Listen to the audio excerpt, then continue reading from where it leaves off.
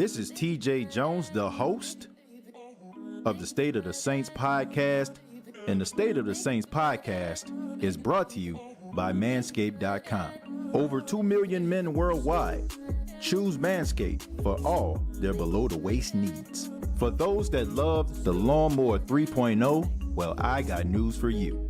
The Manscaped engineering team has confirmed that they have successfully created the Lawnmower 4.0. The Lawnmower 4.0 gives you the ability to turn the 4000K LED spotlight on and off when needed for a more precise shave. The new trimmer even allows you to customize your trim all through additional guards lengths, sizes 1 through 4. And looks-wise, it's sleek with a two-tone matte and gloss finish, even features a hot foil stamp, black chrome Manscaped logo. Show your more off loud and proud. Go to manscaped.com, use the promo code STATEOFSAINTS, and you will save 20% off of the Lawnmower 4.0 as well as other Manscaped items. That's manscaped.com.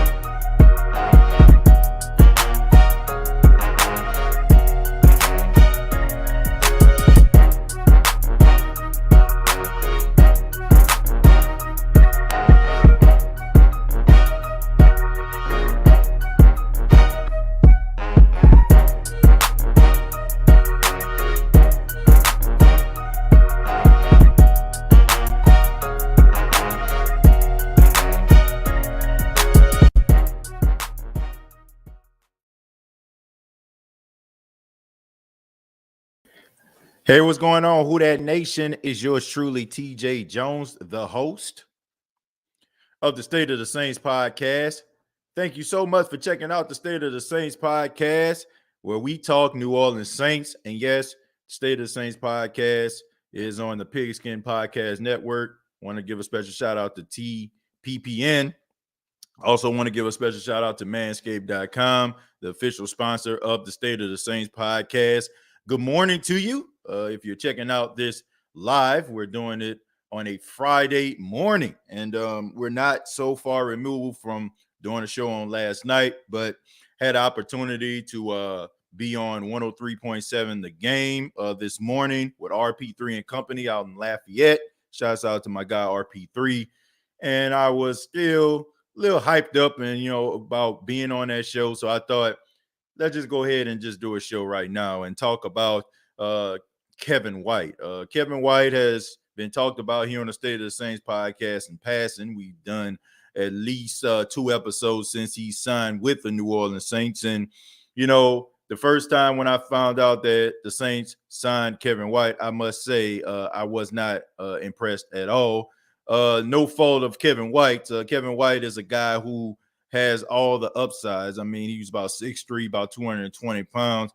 He's about, he runs like a 4.3. I mean, he has all the tools that you look for in a wide receiver. But, I mean, this guy has had a string of bad luck. I mean, he got drafted in 2015, 7th pick overall, and has not really played in too many games in the NFL due to injury. And I said on the last episode of the State of the Saints podcast, which is available right now, I talked about Kevin White. There's 2 different type of bust. There's a bust where you have a guy that just does not live up to potential due to the fact that they don't go out here and apply themselves. And I talked about this on RP3 and company. He brought up Jamarcus Russell and Kevin White. I feel like there's 2 different type of busts right there. When I look at Jamarcus Russell was the 1st pick overall, but he didn't apply himself to be a really good quarterback. Kevin White came into the league with expectations, and he wanted to be a good wide receiver, and he wanted to live up to those expectations. He just kept getting hurt. So for that, I have a level of sympathy for Kevin White, and I just feel like, when you get labeled bust, that's not your fault. Okay, I mean, it's just bad luck. But I'm hearing a lot of positive things coming out of Saints camp about Kevin White. Him running routes and him making plays. And shouts out to my guy Rod Walker. Rod has done an outstanding job. You can check out his article that's available right now. On New Orleans Advocate. You can check that out. He's done an outstanding job. I read it, and he talked a little bit about Kevin White and some of the things that he's been through. Leading up to him signing with the New Orleans Saints. And, I looked at an interview with Kevin White, and, I find myself rooting for a guy. Anybody that continues to try to follow their dreams, to try to apply themselves, to work hard, to try to make their dreams come true.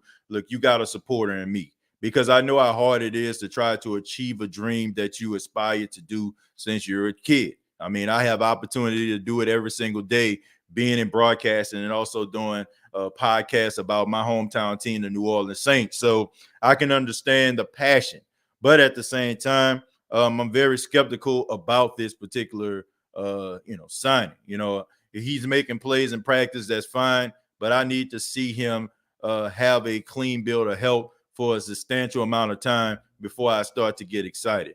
Now, if Kevin White can stay healthy and he still has something left in the tank, this can be a great recipe, and we can finally have what we've been missing in the Who Dat Nation for quite some time, and that is their number 2 receiver. Can you imagine a healthy Kevin White alongside Michael Thomas? I mean, that would be a dangerous combination. These guys basically are mirrors of one another. They're both about 6'3", 220, and they're both, are very, very physical. So if he can pan out and do some things to keep himself healthy and at the same time make plays, this can be, a really good find for the New Orleans Saints. We know Sean Payton likes to go out here and try to find guys that teams have given up on, guys that teams have washed their hands with. Sean Payton always seems to find those guys and pull all of that potential that those guys have out. So I'm rooting for Kevin White in that regards, but I'm looking at it with a very careful optimism. I'm very careful about just saying that he is the answer. When he's healthy, he can do a lot of good things, but it's few and far between. But I just hope that he can go out there and resurrect, what people thought about him when he first came into the league. I mean, can you imagine the comeback story this would be, that Kevin White, after all the things that he's been through, muster up a really solid season with the New Orleans Saints? I think that it would change a lot of people's minds and thoughts about Kevin White, because I don't think Kevin White falls into that category like a Jamarcus Russell. He doesn't fall into that category of an Achilles Smith. He doesn't fall into that category of a Lawrence Phillips. May he rest in peace. He doesn't fall into that category. It just, a string of bad luck has caused him to have that moniker when you think about him, and it's no fault of his own. But I want to say thank you all for checking out the State of the Saints podcast. Those that are following in, notice a little bit of an impromptu show. But if you're here and you're enjoying the State of the Saints podcast, go ahead and give your boy a thumbs up. Let everybody know that you enjoy the show. Help the show grow in that regard. I'm going to go ahead and read some of these comments. Going to start with Jasper. Jasper says, TJ, I came home. I didn't know my wife listened to the show. I came home and found a Manscaped box, and she wrote a note telling me, thank Mr. Jones for the discount. Well, thank you so much, man. And thank your wife for choosing Manscaped. That's really helpful, man. Anytime, you have sponsors, I mean, they're really, counting on you to, go out here and tell them, talk about the product. And, Manscaped is a really good product. I'm not just saying that because, they're endorsing me and they sponsor the show. They have really good products. They allow you to test out the products before you commit to them. And that's something that I got a lot of respect for. So if you never tried Manscaped products, I encourage you to do so, man. Manscaped.com. Use the promo code State of Saints. You will save 20% off of your purchase. and you'll be glad that you did. And also, man, when the season actually started leading up to it, these items behind me are going to say bye-bye, because we're going to actually have some contests, and I'm going to be giving away some of these great products here that are behind me to some Saints fans. Okay, so keep it locked here on the State of the Saints podcast to find out how you can win some of these great products. I mean, these aren't just some really cheap product. These are some really quality products that you will have the opportunity to win soon. So keep it locked right here, and I'll give you the details on when that time comes. Justin says, I really think he gonna make it. Well, I think he's going to make it too, as long as he stays healthy. His ability to play the wide receiver position has never been in question. It's just the fact that he hasn't been healthy. So I hope that he makes it too, man. I don't want to see this guy fail. Okay. It doesn't give me any type of give me any type of luxury or give me any type of confidence, you know what I'm saying, telling you that this guy is considered a bust in the realms of the NFL. I don't take comfort in saying that at all. I want to see this guy succeed. Morning, y'all. Who needs morning coffee when football is here, baby? Kim, thank you so much. Yeah, I still think that everybody needs that morning coffee, but you can drink coffee while watching Saints podcast like the State of the Saints. Hey man, Kevin White looking good in camp per Rod Walker. Yeah, man. I was tweeting Rod this morning. I was giving him compliments on this great article, and also John DeShazer, who is going to be on the show next week. I talked to him on yesterday. He's going to be on the show next week, so excited to get him back on the show. But Rod Walker always does a good job, and I mean, he's definitely doing some good things, and he's not the only person that's saying that. I'm hearing that from several reporters that follow the New Orleans Saints. Yeah, you were going hard on him. Glad you're changing your tune on him. Well, I don't think that I was going hard on him. I mean, it was the truth. I mean, the dude tore everything that he basically had. You know what I'm saying? Like, he had 2 broke legs. I think he had a broken shoulder blade, which I never heard. I never heard of a fractured shoulder blade. I never heard of that. That sounded like it hurt when I read that. But, I mean, I was going pretty hard. I take that back. I don't think I was going hard on him. Maybe my delivery was a tad bit harsh, but it is what it is. You know what I'm saying? Like, I look at it as with a careful optimism. I don't, even if, he's making plays, he has to prove that he can actually go out here and continue to play. And I don't feel like that's not a fair assessment. He has all the tools. But for me to just turn backflips that the Saints signed him based on the fact that he has a career of not being healthy, I think that's a fair assessment. Now, I don't think that it's a personal attack on him. I don't know him personally. I'm just looking at what is in front of me, right? And he hasn't played. So, I mean, I think the delivery may have been a tad bit harsh, but I think the take on it was fair. It was fair game on it. But I mean, like I said, I don't take any type of pleasure in saying that the dude, is considered, as being a bust. I don't take pleasure in doing it at all. White, I feel, going to be a huge target. Think he can stay healthy. Him, Michael Thomas, Callaway, Harris, Montgomery, man, watch out. Yeah, if they can stay healthy, that would be a great combination. Keyword is if. And Russell had a strong arm, could have been a great quarterback. Yeah, if he applied himself, but he didn't. Jamarcus Russell is a prime example why NFL teams do their due diligence. They hire private investigators to search every little thing about guys. That's the reason why. It's because people like Jamarcus Russell. I can remember a story that was told about Jamarcus Russell, how, the veterans always get these rookies to do, silly things to entertain them. And he was talking about how Jamarcus Russell came into the room with a duffel bag full of money and just started making it rain all over the place. And, they were saying that, coaches were looking at this like, man, this may be a problem. And then he also told another story about Jamarcus Russell, how a coach gave Jamarcus Russell a DVD and told him to go home, pop the DVD in, and tell me what plays that you like on this DVD.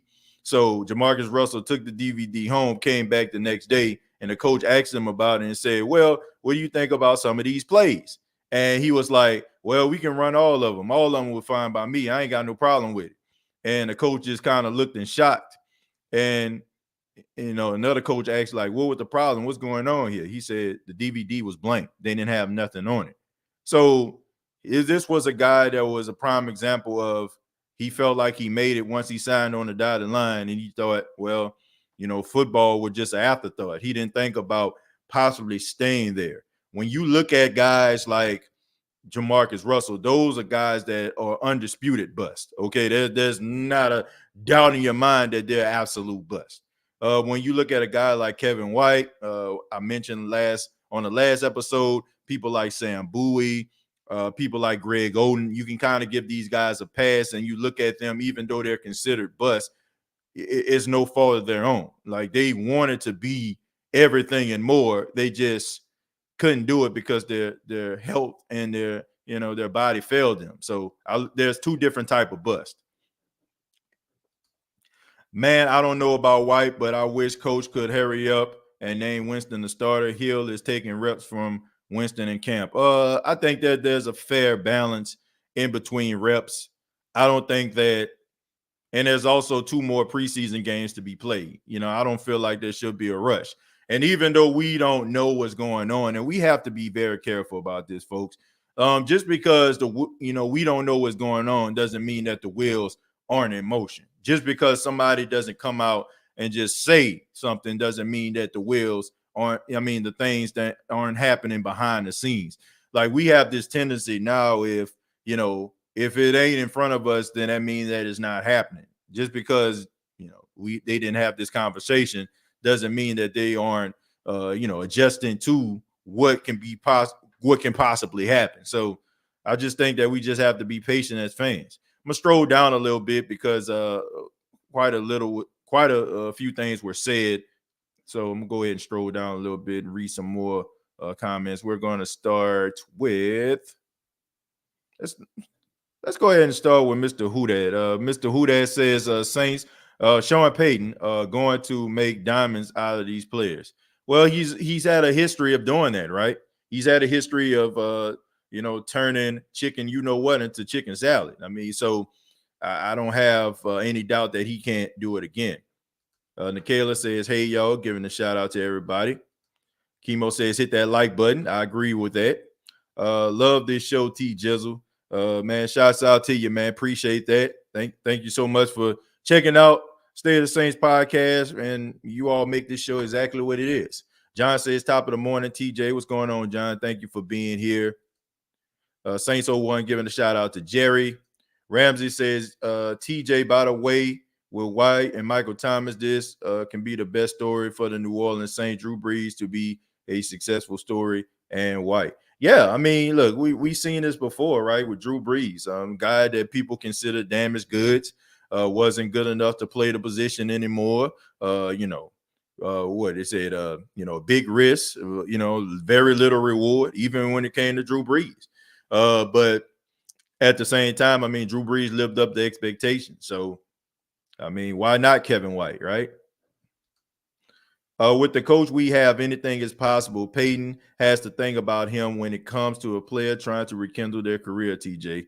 Well, look, if you have that combination of great coaching and the want to, there's a recipe for success. Kevin White has all the tools. Sean Payton can sharpen those tools. So that's a match made in heaven. I don't think there's a better situation that Kevin White can come into to resurrect his career. And I think if you ask him, he'll probably say the same thing. Wallace says, what up, TJ? How you think you can get Brees on the show? Well, I think that it would be a tad bit hard. I'm going to be honest with you. I've tried to get Drew Brees on the show a couple times. You have to actually go through the Saints organization's media team. Good luck with all that. You know what I'm saying? Unless they, like, you're a well-established podcaster, broadcaster, it's kind of hard to get him on the show. Unless, you have little. I mean, you have connections when you're Mark Ingram and Cam Jordan.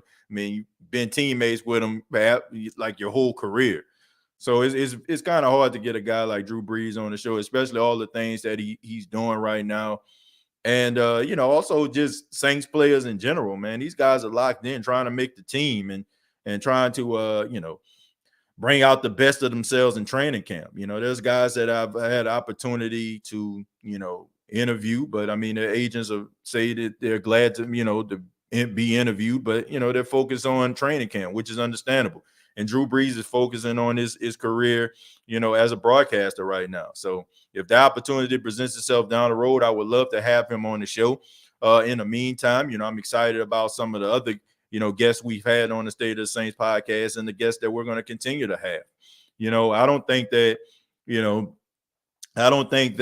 we don't have any content based on the fact that we have guests every now and then. I think that we do a really good job here, but when the opportunity presents itself, it will. And that just makes me even more hungry, because I should just work harder to try to make myself more attractive to people and give them a show where they feel comfortable on. We had interviews, and it's always good to know that you can call on people and they can come back on the show. That means that they enjoyed the experience the first time. So if we can continue to have shows like that and interview some good guests and give them a comfort space, I think we'll continue to have great guests on the show. A healthy Kevin White and Mike T would be a problem for defenses. Sprinkle in D. Harris and Callaway. Yeah, I mean that would be a great combination. But if he stays healthy, that's the big if here. How hurt is Traquan Smith? I don't think he's really that hurt. I think that the one thing that is paying dividends for him, and the reason why he's not being rushed back, is the fact that he's been in this system for a long time. The Saints don't feel like they have to put him out there on the field in order for him to execute plays, because they know that he can, because he's been in the system. So I can understand why the Saints are trying to hold him out. They know how important he is going into the regular season.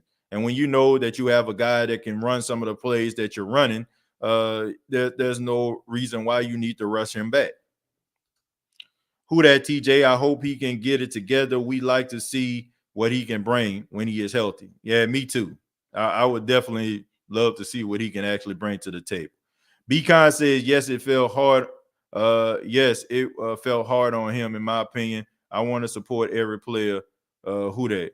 Yeah, I mean, I look, sometimes, I'm not going to always deliver things in a way that people feel like is justified. And sometimes I'm going to say things that people don't agree with. Like, I think I had a take on Drew Brees. A lot of people, got upset about, but at the same time, they said how they felt respectfully. I won't tolerate any disrespect. If you disrespect me, then, I'm just going to zone you out, or, not even take you serious. But, that's just the thing about this show, and I love, and I feel like that's something that we're getting away from. Some people feel like, they have to cling on to shows that I guess like they can relate to and they have to agree with all the time. I don't want to structure my show like that. I love to have different opinions from people, and I'm not going to knock anybody for having a difference of opinion than me. I think that creates great banter and great dialogue. So if you felt like my delivery was harsh, I understand. I'm saying, if you feel that way, but sometimes I'm going to say things that people don't agree with. I'm going to deliver in ways that people may not agree with. But at the same time, as long as you understand that I'm never doing anything for nefarious reasons or malicious intent, I think that, it's all good.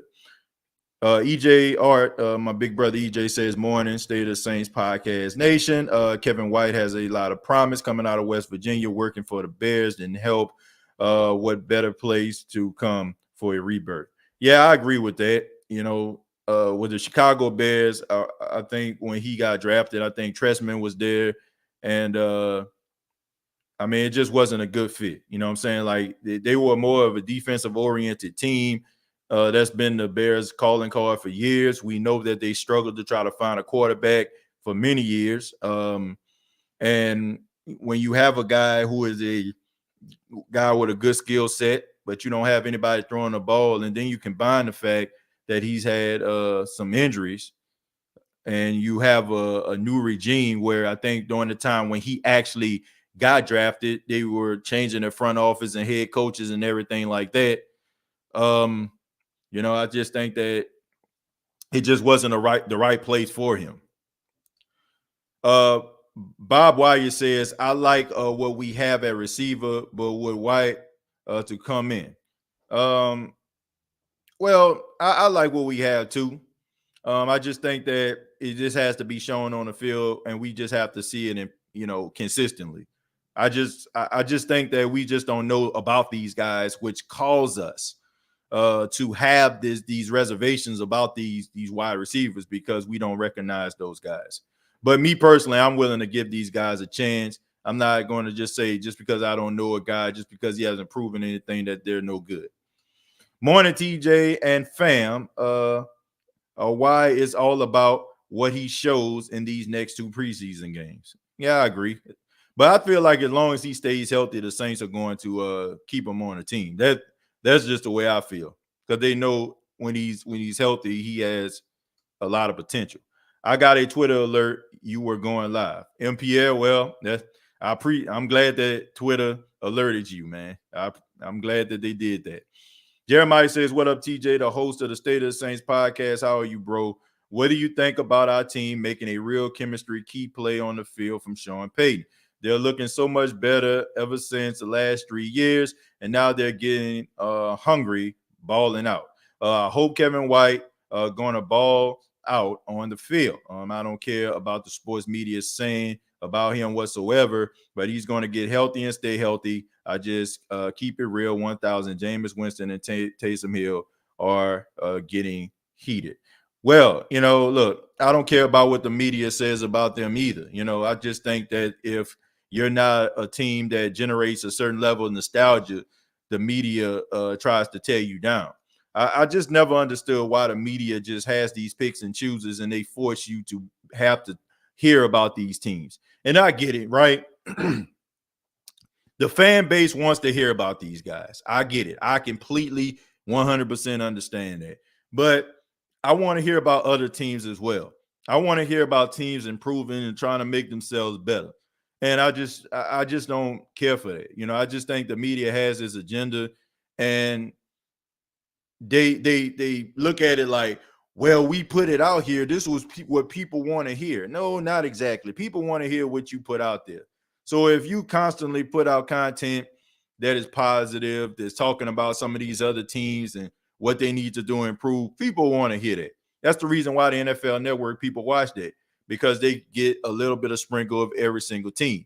But when you get to some of these major networks like ESPN and Fox, all they want to talk about is Cowboys all day, and Pittsburgh Steelers all day, and Aaron Rodgers all day, and LeBron James all day.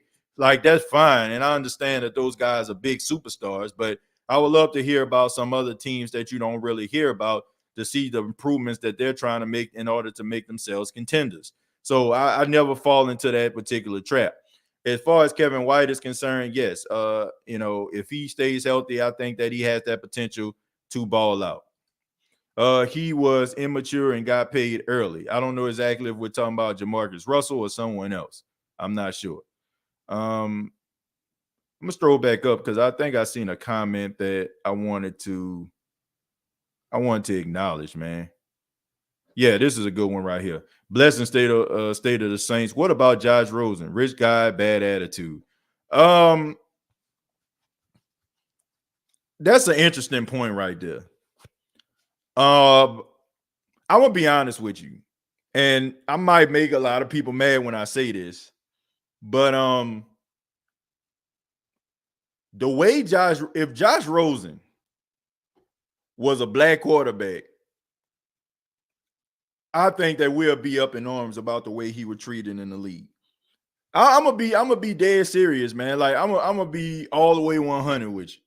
If Josh Rosen was a black quarterback, we would be crying racism and you know what I'm saying, and bigotry about this dude. Like, if you think about this dude's career, right?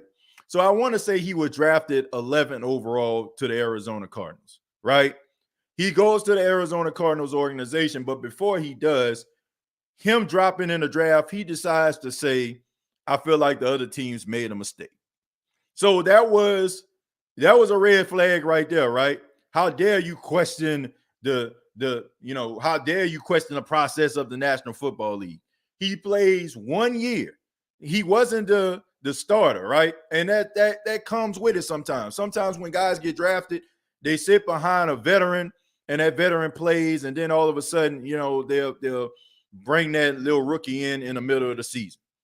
This dude, after 1 year, gets traded to the Miami Dolphins.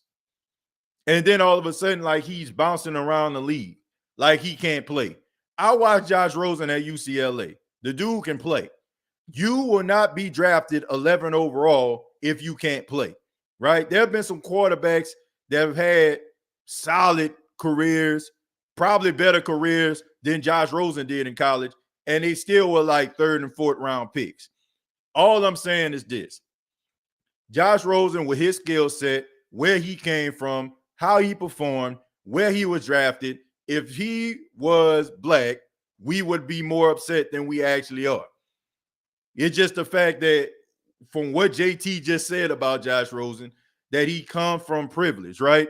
He's you know what I'm saying? I think his mom or dad was a brain surgeon or something like that. And people are looking at him as a spoiled kid. But I'm just saying, if he comes out of college and, has the skill set that he possesses, and he was black, we'll probably have more of a problem with it. The way that this dude has bounced around the league, and the fact that he, has not had an opportunity to really go out there and prove himself. Like, I can't really tell you definitively if Josh Rosen is a good quarterback or not. And for reasons beyond me. Like, we've been up in arms about guys like Vince Young, guys like RG3. You know what I'm saying? We've been up in arms about guys like this not getting opportunities. Even with Cam Newton, the way he's been treated. I'm telling you, if Josh Rosen was black, I'm sorry, folks. I mean, some people may not agree with me on this, but I feel like we would be asking more questions. Like, can you really truly say that you've watched a huge enough sample size of Josh Rosen for you to come to the conclusion where he was drafted that he's not good enough to be a starter in the National Football League? I mean, I've watched quite a bit of games when it comes to the Arizona Cardinals. I can't say that Josh Rosen is just definitively a bad or a good quarterback. I really don't know. I really don't know. So I do feel like if he was black, we would be more upset about the way that he's been treated. But the fact that he actually came from privilege, we just automatically just like, get him out of here. Like, I mean, that's just the way we think, right? When a guy comes from a certain background, like, we create our judgment based on it. So that's just the way I feel. I mean, look, there's no right or wrong about this. Some people may agree, some people may not, but that's just the way I feel. I don't feel like there was a large enough sample size of Josh Rosen for me to say that he was a bad or a good quarterback, and I cannot justify why he just can't stay in one place. I can't. Like, I didn't see it. It must be something behind the scenes. Maybe JT is on to something. Maybe he does have this sense of entitlement that rubs people the wrong way, which makes people not want to give him opportunities. I don't know. But all I'm saying is, when it comes to the field, I haven't seen enough out of a guy like Josh Rosen for me to say that he's a bad or a good quarterback. When guys like Nathan Peterman can stay holding the clipboard all these years, I mean, I don't know. Who that TJ and the family? Be Kind says, agree. I watched all the NFL games. I can still support our players in my heart that have been moved on. Yeah, me too. The media has a problem with small markets, and they would do anything to destroy it, TJ. I don't want look. I don't want to say they'll do anything to destroy it, but they do a lot to dismiss it. Right? They try to make it seem like, oh, okay, yeah. You won, but you're not going to win consistently. You don't really need to worry about this. I think about this, right? I look at some of these major networks, and I'm just wondering, like, why are you not really covering the Milwaukee Bucks? Right? They the one that just won the NBA championship. They're the ones that just hoisted the O'Brien trophy, right? You know what I'm saying? So why is it that they're not getting talked about what they need to do to repeat? Or, you know what I'm saying, giving Giannis credit. All I'm hearing is people talk about how LeBron James isn't considered like an elite player, and you know what I'm saying, and he ain't getting want to vote and all that kind of stuff. So I'm just wondering to myself, why is a team that got bounced out of the first round more important than a team that actually won a championship? And the only thing that I can think of is that the Milwaukee Bucks, in the eyes of the media, is not an attractive topic, more so than that of a LeBron James. So that tells me right there, it's not about giving you information. It's about giving you stuff that they feel like you want to hear, or better yet, what they want to hear. Because I don't care what anybody says. The guy has made an absolute great career, by doing this. But Skip Bayless is a prime example of that. Like, we basically, if you watch Undisputed, and which I do, I'm not going to lie about that. But what we're doing is we're actually just watching Skip Bayless talk about stuff he likes. He talks about the Dallas Cowboys. He talks about LeBron James. I mean, that's his claim to fame, right? Bashing LeBron James since he came into the league in 2003. And sprinkle a little bit of his hate about Aaron Rodgers. So it's not always about giving us the right information. That is why I have so much respect for people who cover things that may be considered boring, because they still are trying to give you the information that you need versus just trying to shock jockey you to death. You know what I'm saying? Like that's not really true media to me. That's not real media. That's just sensationalism. You know what I'm saying? That's people just trying to get paid and line the pockets of their sponsors. I can't roll with that. Kara says, hey, TJ, how are you? Let's see. Who do you think is the Saints' strongest position group? The safety position. Safety is the strongest position for the New Orleans Saints, in my opinion. That's probably the deepest position, because you got guys can not only play safety, but also play the nickel as well, in PJ and CJ Garner-Johnson. Interested in players, patterns, coaches, etc. Yeah, I'm interested in all of that. Bro, I agree with you, TJ. Everything you're saying about Rosen. Look, man, I'm just trying to be as honest as I possibly can. It may not be the most popular thing to say, and I get it. Anytime we're talking about, situations that can be considered, about, race related, is always very uncomfortable for us to have those type of conversations. But look, I think we just have to look at it in that regards. Rosen never got a chance at all. Yeah, I agree. I mean, I just think that him coming into the league on draft day saying that 10 other teams made a mistake, or how many other teams passed them up, it rubbed organizations the wrong way. And regardless to how much these teams want to win, and they want to be able to have a leg up on a competition, these guys talk. They have league meetings. These guys are friends. They go out for cocktails when they're in each other's towns, when they're playing each other.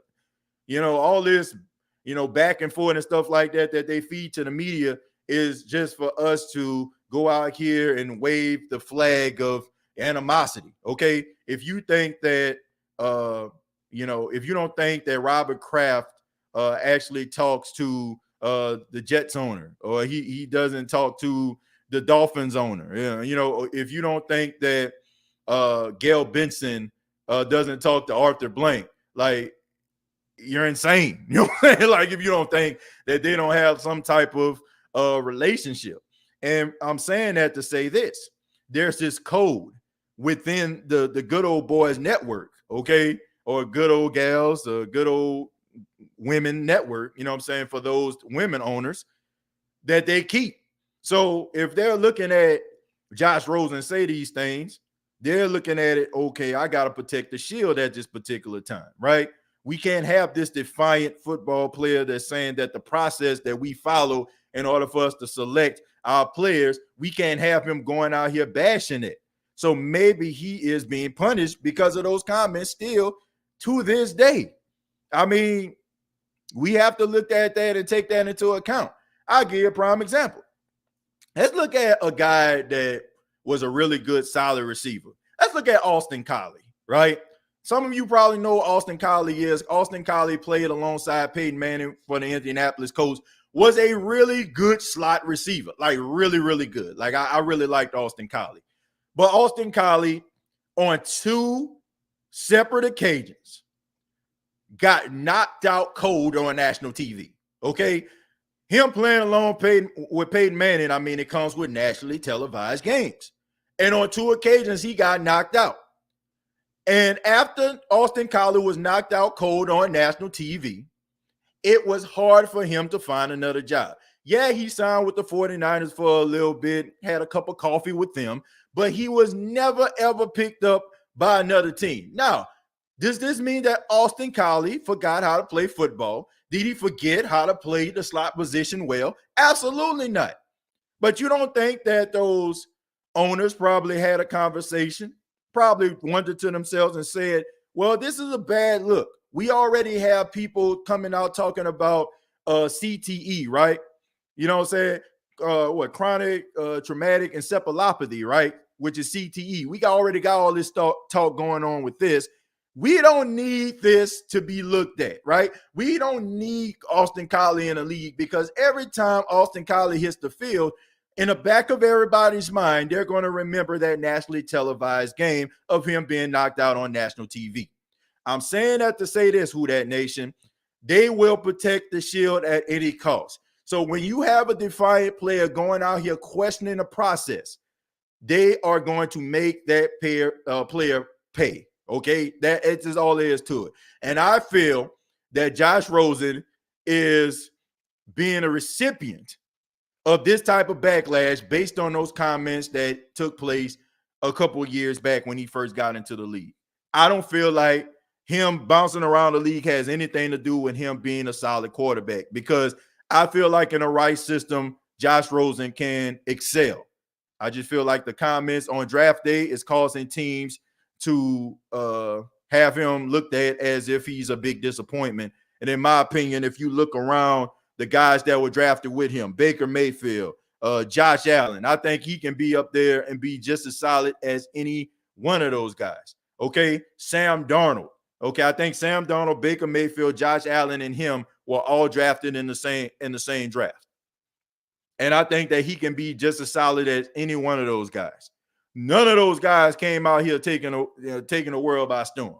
None of them. Baker Mayfield, Josh Allen, who just got paid, none of those guys setting the world on fire. So what makes Josh Rosen any different from Sam Darnold getting another opportunity in Carolina, Baker Mayfield getting the benefit of the doubt? Oh, it was Hugh Jackson. It was Hugh Jackson the reason why he didn't develop. Now Kevin Stefanski is there. Now we're seeing the true Baker, right?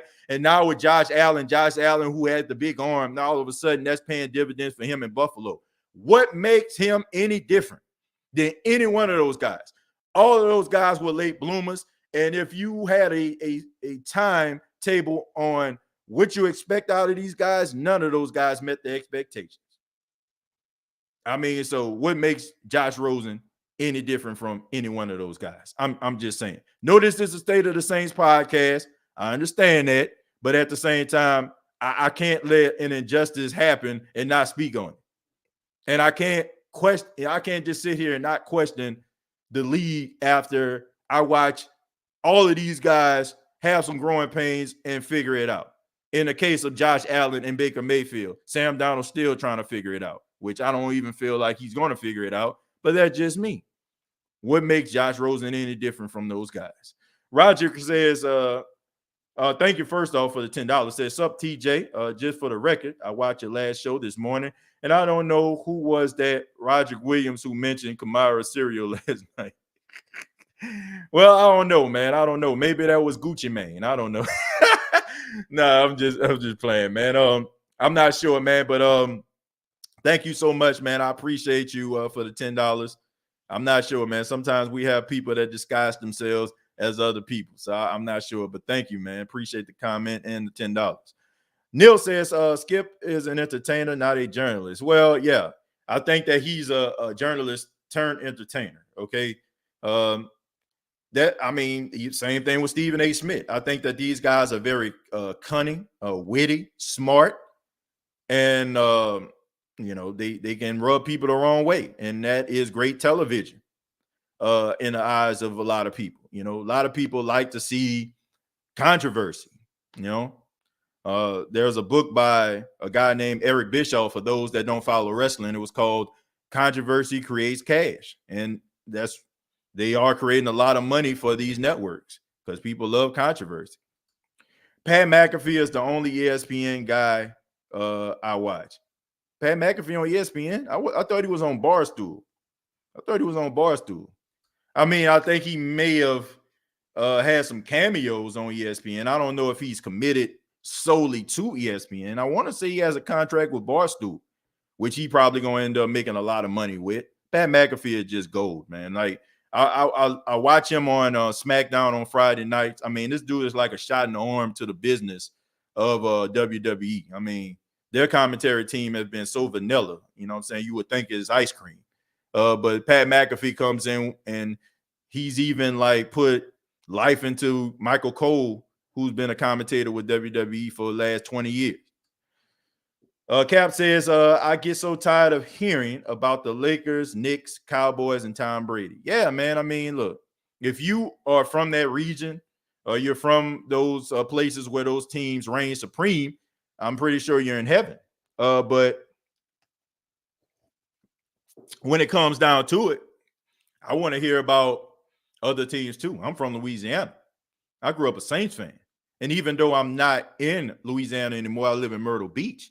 I still follow the team as if I'm down there. Okay. I mean, there's not much that doesn't go on with the team I don't know about and I don't follow. You know what I'm saying? Like, so I would love to hear about the New Orleans Saints and not involve some type of chaos. I just feel like when they follow the New Orleans Saints, it has to be something that involves chaos. I mean, Michael Thomas, when he made his comments on social media, I mean, it was running with that on every network. Why is it that Michael Thomas can't be the topic of conversation, or can he replicate the 149 receptions he had? All of a sudden, it has to be him going back and forth with Sean Payton. Now, that's news, right? But, how many games the Cowboys going to win this year? Can LeBron James lead the team back to the championship? Can the Knicks win a championship since the 70s? Like, man, other teams have won championships and are worth talking about too, not just those guys. I wouldn't even mind them talking about those guys if they talked about other people and other teams in the process. Wouldn't have a problem with that. Malcolm G says, good content, TJ. Keep up the good work working from the Bucks, from a Bucks fan. But Jameis is my guy. We'll be rolling with who that this year. Yeah, Malcolm. Yeah, man. Look, I appreciate that comment. I think a lot of people are rooting for Jameis Winston. I haven't met a lot of Bucs fans that aren't rooting for Jameis Winston's success. Probably for the exception of when the Saints play the Bucs. But that goes to show you what type of impression he left on them, So Awesome says, sorry I'm late, but did you speak on Kevin White yet? Do you believe his luck will change with us? Look, it depends on his body, right? I don't think that the Saints are just this lucky rabbit's foot or this lucky horseshoe or, you know what I'm saying, like the gold at the end of the rainbow, okay? I mean, some things have to fall into place in order for Kevin White to succeed, okay? His moniker or his label as a bust has absolutely nothing to do with his performance on the field. Has everything to do with his inability to stay healthy. So do I think that the Saints, all of a sudden I signed with the Saints and then all of a sudden, no, man, I'm never going to have a broken leg again, or I'm never going to have a little nick or two. Like, no, some luck is going to have to take place in the life of Kevin White, right? when you are an Iron Man in the National Football League, there's a reason why they're running this story all around. It's because it's such an outlier, because guys get hurt all the time. So some luck is going to have to take place in the life of Kevin White. He's going to have to go out there, get an old college try, as we like to say here on the State of the Saints podcast. And, he's got to hope for the best. I mean, that's just all there is to it. So, can the New Orleans Saints maximize his potential if he stays healthy? Absolutely. They have the coaches, they have the coordinators in order to make his life in NFL a very successful one. But he has to stay healthy in order for him to receive that type of success.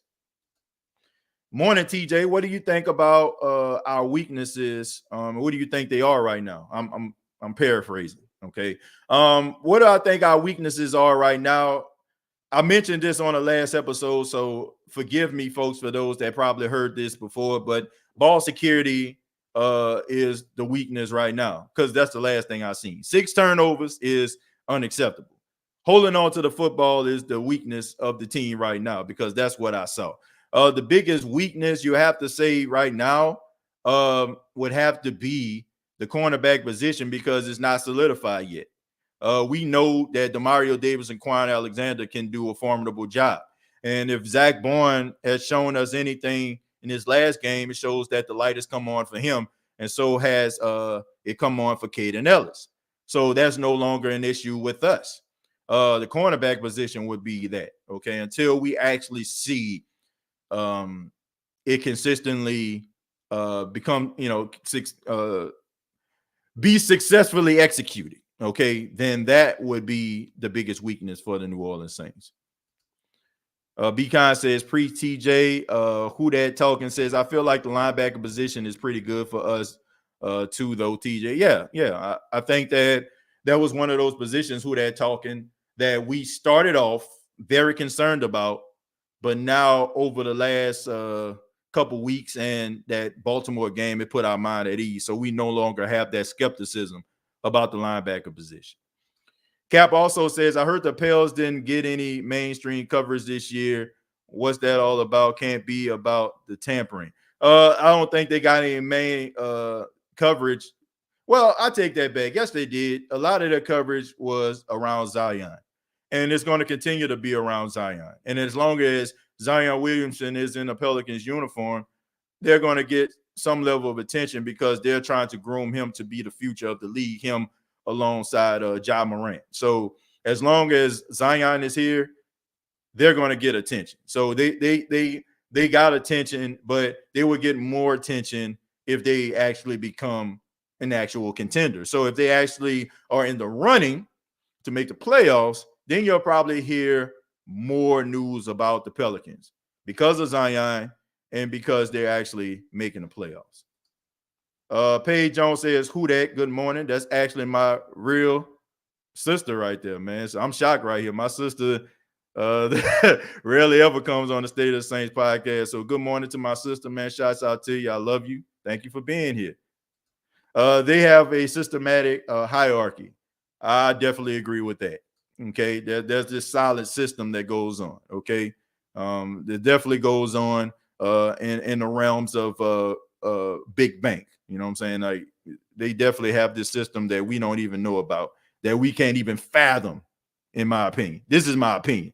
I don't want to sound like a conspiracy theorist, but hey, I'm tired of everyone ridiculing and roasting Jameis Winston. Everything he does is under a microscope. When he does well, it's ignored, and when he makes a mistake, is magnified. Specs streaming. Is this Jameis one of one? I'm just kidding, man. But that's a good point, man. Shouts out to my guy Jameis one of one. He actually came on the show a couple weeks ago. But yeah, that's a good point.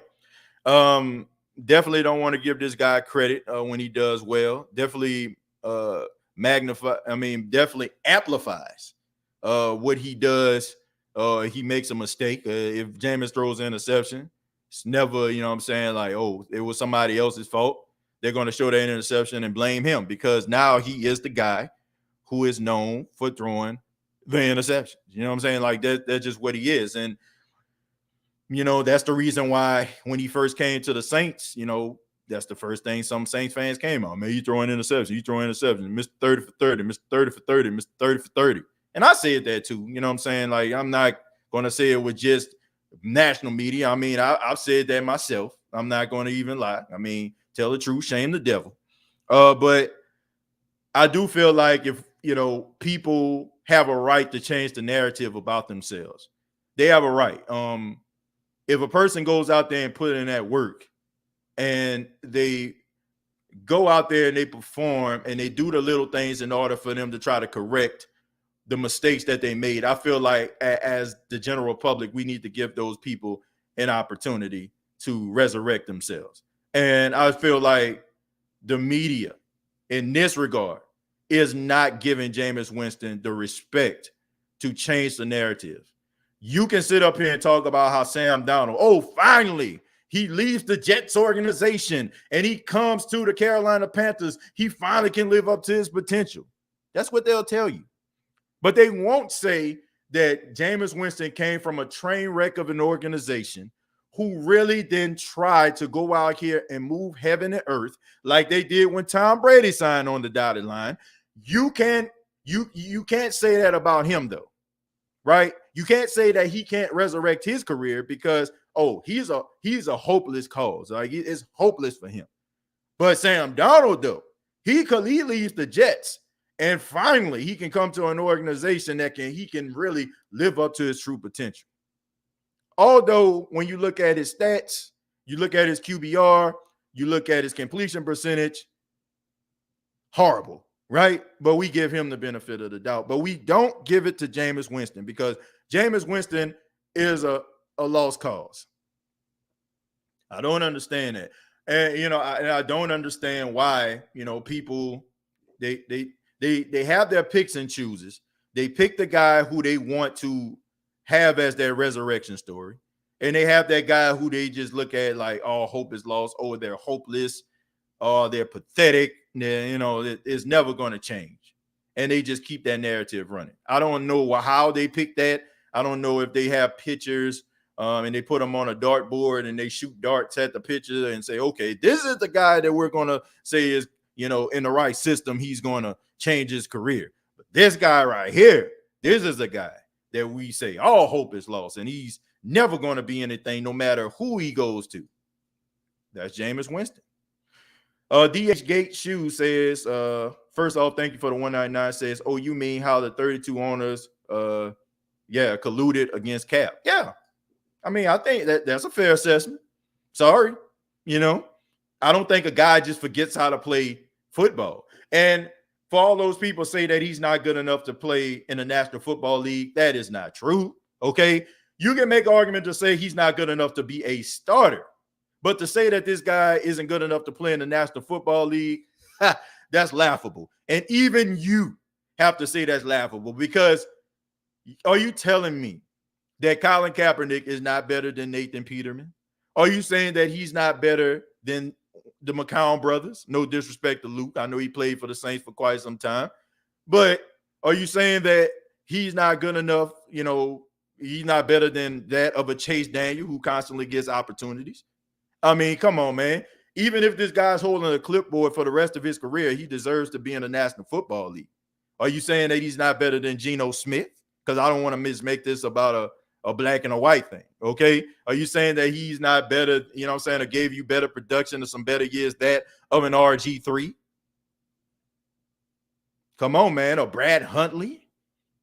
The dude deserves to be in the National Football League. Where he falls into that category, you can kind of make a debate about, okay? Because the last time we seen him actually play and be a starter, I mean, it was a train wreck, and the 49ers were picking, I want to say, in the top 3.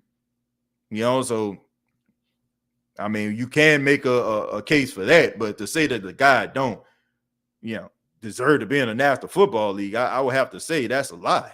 That's not true. TJ, I agree with you as always. You are on point.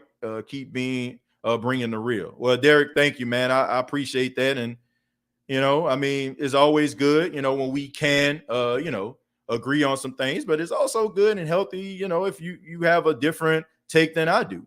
I embrace that. I welcome that. The media want Jameis to fail so badly. I hope he balls. Me too. I mean, the Saints season might depend on it. I believe our kicker's on another team right now. Someone will be there in the next few weeks and next few days. Well, look, I think that if you look at that Baltimore Ravens kicker that came in after Justin Tucker left, might be looking at him. Cap 59.2 completion may not have helped. Neil, but it has absolutely nothing to do with his completion percentage as to why he can't play in the National Football League. I feel like that's a cop-out, Neil. Like no disrespect, and you're entitled to your opinion, but I just feel like that's a cop-out. Now, if we're talking about the guy not being a starter in the National Football League, fine, right? Because there's some guys with better stats who are sitting on the bench. I get it.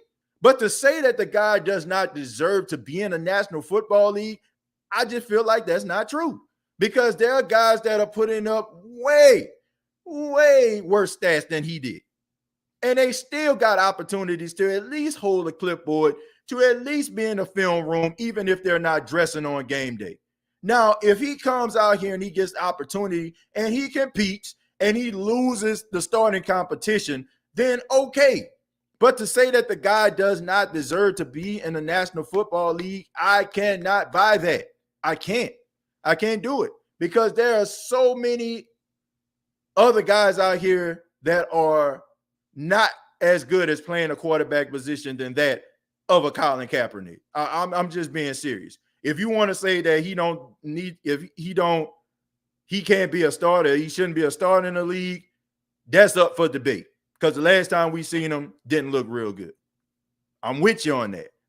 But to say that the guy can't play in the National Football League, that's just, you showing a level of, I don't want to say hatred, but you might have some reservations about Colin Kaepernick that are not good, and it is trickling off into your thoughts and assessments about football.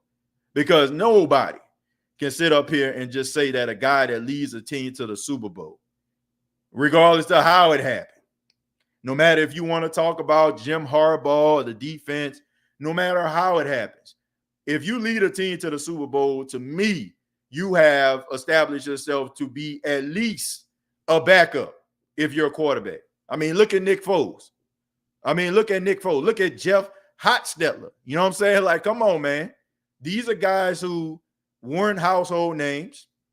When you think about Jeff Hostetler, he came in when Phil Simms got hurt, had that magical playoff run, got himself paid with the Raiders, right? Nick Foles had that magic carpet ride with the Philadelphia Eagles, got himself paid in Jacksonville.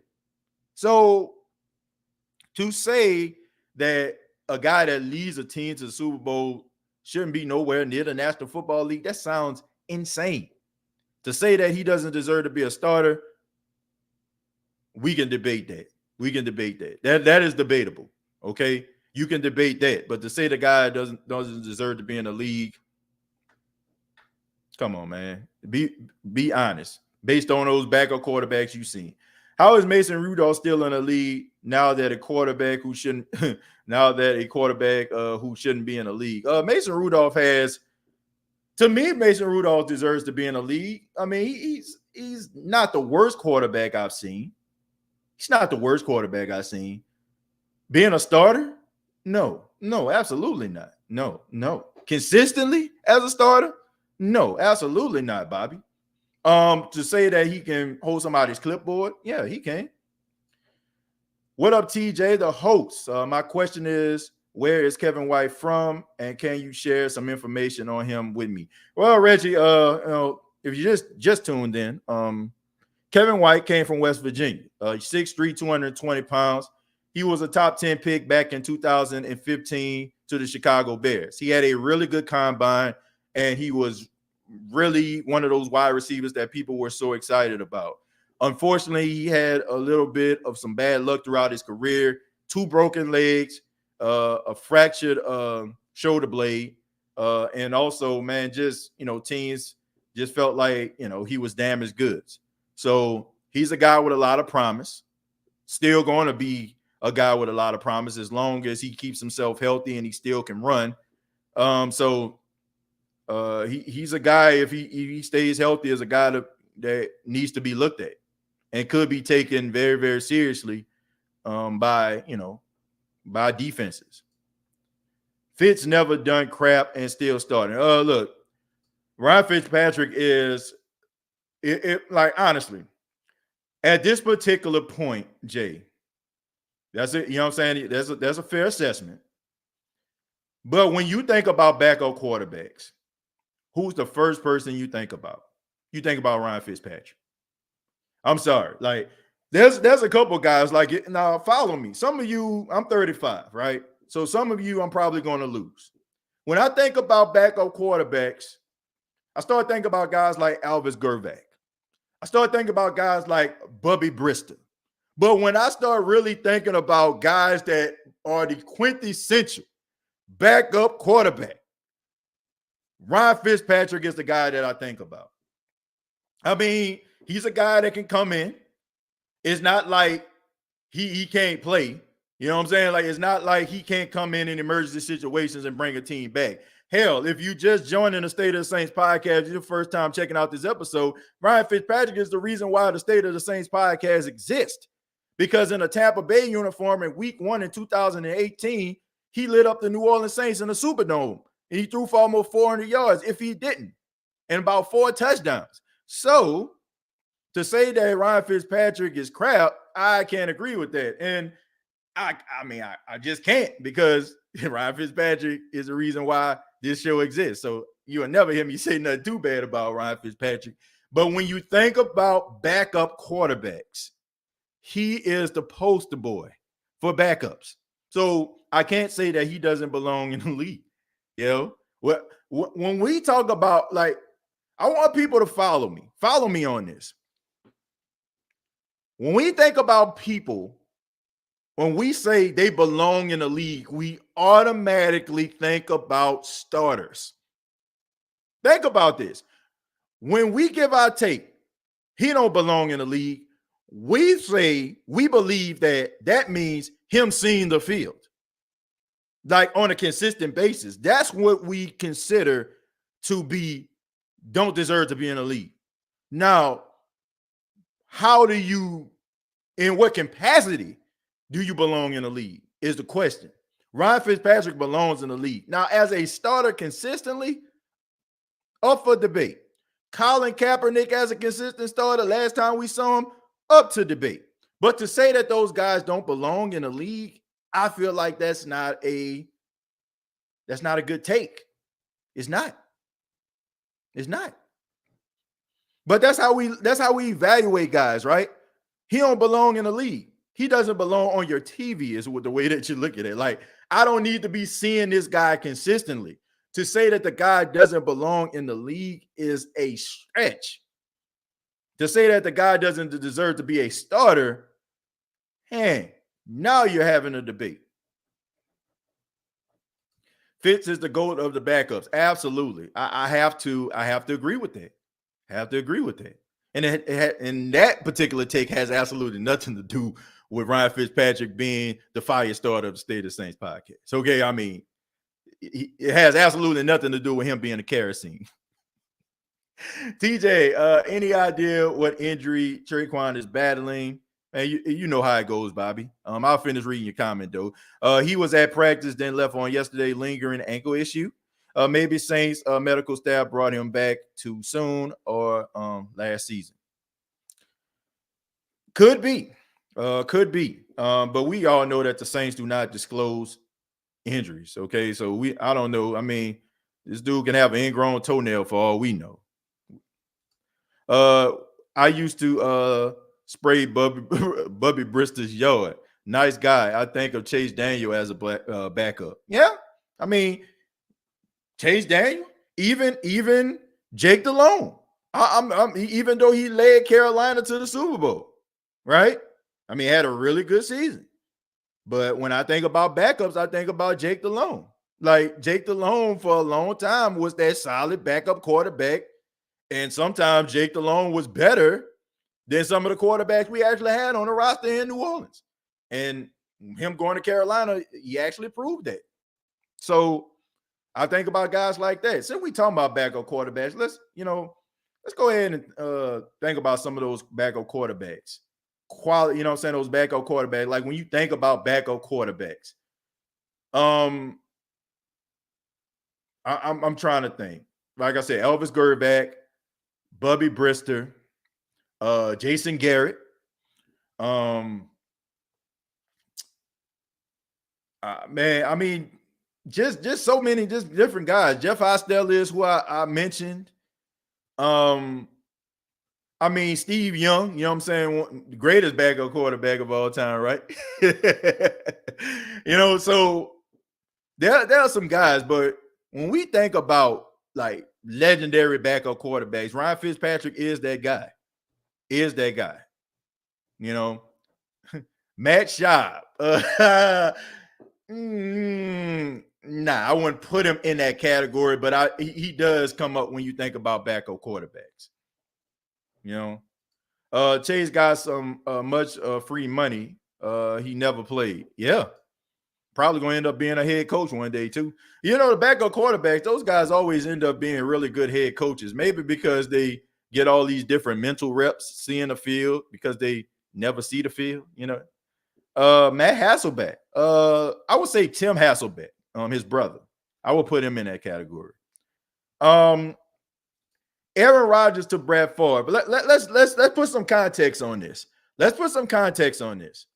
Okay. When you think about backup quarterbacks, not guys that were in waiting.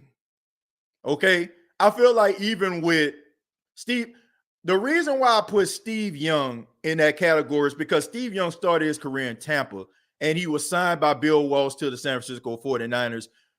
And, as a backup, right? It wasn't like one of those situations where Neil just mentioned. And that's a good point, Neil, because, I understand where you're coming from. But it wasn't like that particular situation. Aaron Rodgers was drafted by the Green Bay Packers. And he was in waiting with Brett Favre. So I feel like there's a little bit of a difference when it comes to that. Like, this is a good one right here. Charlie Batch. That's a good one right there because Charlie Batch was a backup. You know what I'm saying? He was a backup for the Lions who ended up becoming a starter. And then he left there and he went to Pittsburgh and was a backup. So the guy like that. Sean King. Yeah, Sean King was never the guy. You know what I'm saying? Always, Brad Johnson ended up getting hurt, in comes Sean King, right? Quarterback get hurt, in comes Sean King. And I got a lot of respect for Sean King, man. Shouts out to Tulane Green Wave. I remember Sean King when he led Tulane to that undefeated season. I actually had an opportunity to go to all of those home games. Shouts out to Coach Charles Alexander and the Fellowship Boys Foundation that I was a part of when I was a kid.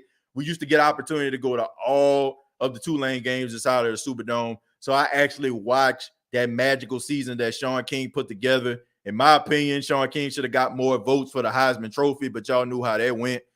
They went undefeated that season, man, and Sean King definitely was balling and willing and dealing. And if you have never seen Sean King play, go look at some of them highlights when he was at Tulane. The greatest Tulane quarterback of all time. I'm biased, but Sean King was the greatest Tulane quarterback of all time. You can probably put some other guys up there, as well, but, JP, if I'm not mistaken, JP Lossman, but Sean King to me, when you think about Tulane legendary quarterbacks, Sean King is the GOAT in my opinion. Tony Romo, only kidding. No, you're not. No, you're not, Neil. Now, that's a good one. That is a good one right there. Tony Romo, the greatest overachiever, or one of the greatest overachievers in NFL history. He was supposed to back up Drew Bledsoe, okay? Bill Parcells didn't want to get rid of Tony Romo. Tony Romo was supposed to come to New Orleans. Sean Payton wanted Tony Romo before he wanted Drew Brees. So that is a good one right there, Neil. Now you're talking. Now, you know what I'm saying? Tony Romo. Like, you think about backup quarterbacks, you know what I'm saying? But I wouldn't consider him when I think about legendary backup quarterbacks, even though he was a backup quarterback. You don't think about him as being a backup quarterback. You think about him starting for the Cowboys all those years. But that's a good one. That's a good one right there. Jeff Blake. No, I wouldn't consider Jeff Blake as a backup. I would consider him being a solid quarterback for the Cincinnati Bengals all those years. Like, when you think about backup quarterbacks, think about, like, for all my baseball fans, think about the closer. Think about that closer, right? That guy that comes in, right? You know, if you think about the movie Major League, think about Charlie Sheen's character Wild Thing, right? Think about that guy that's a closer that can come in the middle of a game and give you this level of excitement. Not a guy that consistently, like, you remember him more so as being a starter. That's why I say guys like Alvis Gervak, guys like Bubby Brister, Jeff Hostetler, guys like that, you know what I'm saying? Like Ryan Fitzpatrick, guys that come in, mop up duty, and automatically, like, just come in and be like, oh man, you know what I'm saying? This guy's dealing. This guy's willing and dealing. A guy that a lot of people aren't mentioning that is starting to fall into that category to me is Drew Stanton. Drew Stanton is a guy that, you know what I'm saying, I look at in that light. You know what I'm saying? A backup quarterback that can come in, that can win a couple games. You know, he's starting to fall into that. Drew Stanton is one of those guys that I think about when I think about backup quarterbacks coming in starting. Nick Foles. You know what I'm saying? Nick Foles is another guy. You know what I'm saying? Nick Foles has got opportunities to start, but he mostly is known for coming in with late game heroics, or what they call, you know what I'm saying, that, you know, that magic that he possesses, right? Foles magic. You know what I'm saying? You know, so those are the guys, you know what I'm saying, that I think about. Mark Brunell, that's another good one. Even though he has some success, you know, with Jacksonville, I mean, he spent most of his career as a backup. I mean, he's another overachiever. Gave, you know what I'm saying, the Jacksonville Jaguar fan base some great moments. To me, Mark Brunell is the greatest quarterback in Jacksonville Jaguar history. I mean, I could be wrong. I ain't followed a lot of Jaguars football, but when I think about quarterbacks, great quarterbacks in Jacksonville Jaguar history, Mark Brunell is the guy that come up. But he has spent his career as a backup, and he is always was supposed to be a placeholder till they find somebody to replace him. He's always been that guy, but he played so well and he played with so much grit. Like, watching Mark Brunell was almost like watching Steve Young. You know what I'm saying? Like, he reminded me so much of Steve Young when he was in his prime playing for the Jaguars. Nick Mullins, that's a good one. Nick Mullins, that's somebody that I'm thinking about, kind of like that newer generation of backup, you know. Yeah, but those are the type of guys that I think about. Those are the type of guys I think about when it comes to backup quarterbacks. But my final thought before we get up out of here is, you know, Kevin White. I'm rooting for the guy. Hopefully that he can, you know, resurrect his career. Hopefully he can go out here and perform in this preseason game against the Jaguars enough for the Saints to want to kick the tires a little bit more, you know. And you know, I just wish him all the success. You know, I wish him success. Like I said, the last episode that I had when I made those comments, I mean, I didn't get any pledge out of that at all. I want to see him perform and really, you know, live up to those expectations that were there in 2015. And if he can do it with the New Orleans Saints, it would definitely be a plus. Steve Bono. That's a good one right there. Good point. Doug Flutie. Now we're talking. Kerry Collins. I see Derek put Kerry Collins up here. Yeah, you know what I'm saying? Kerry Collins, yeah, fell into that category. You know, somebody that passed away not too long ago, Jerry Lorenzen, you know what I'm saying, is the hefty lefty. You know what I'm saying? I think about backups with him, even though he didn't really get an opportunity to play because Eli Manning was an Iron Man. Carr, you know what I'm saying? Not Derek Carr, but you know what I'm saying, his brother, you know what I'm saying? So, I mean, you think about guys like that, you know, those are the guys that I consider as a backup. Chad Pennington, Also a guy that I would consider a backup, comeback player of the year. He's fighting. I'm wishing him luck. Yeah, I'm wishing him luck too. What about Jeff Garcia? He was a pretty good backup. Yeah, I agree. Yeah, he definitely falls into that category of a backup, even though he had a few years of success with the 49ers. And finally, Bobby says, Kevin has talent. Unfortunately, his body has failed him. Let's see what he does on Monday. Yeah, let's hope for the best and hope he can resurrect his career, man. I'm hoping and wishing that can happen for the 29-year-old receiver. But I want to say thank you all for checking out the State of the Saints podcast. Thank you to the fine folks at Manscaped.com. Forgot to plug them. Got to make sure that I plug the sponsors. Thank you to Manscaped for being the official sponsor of the State of the Saints podcast. And make sure that you use that promo code State of Saints. Save 20% off at Manscaped.com. So thank you to the fine folks at Manscaped. Also, previous episodes available on iTunes, Spotify, iHeartRadio, Anchor FM. Also want to ask you to give your boy a golden thumbs up. Let everybody know that you enjoy the State of the Saints podcast. Make sure you hit that like button on your way out. Make sure you hit that subscription button on your way out. And check us out on social media, facebook.com. Search the State of the Saints podcast. Also on Twitter, you can follow me at TJJones8. And also the State of the Saints podcast is now on the Pigskin Podcast Network. Special shout out to TPPN. You can check them out. They're on Twitter as well. Just search the Pigskin Podcast Network. Till next time, all I got to say is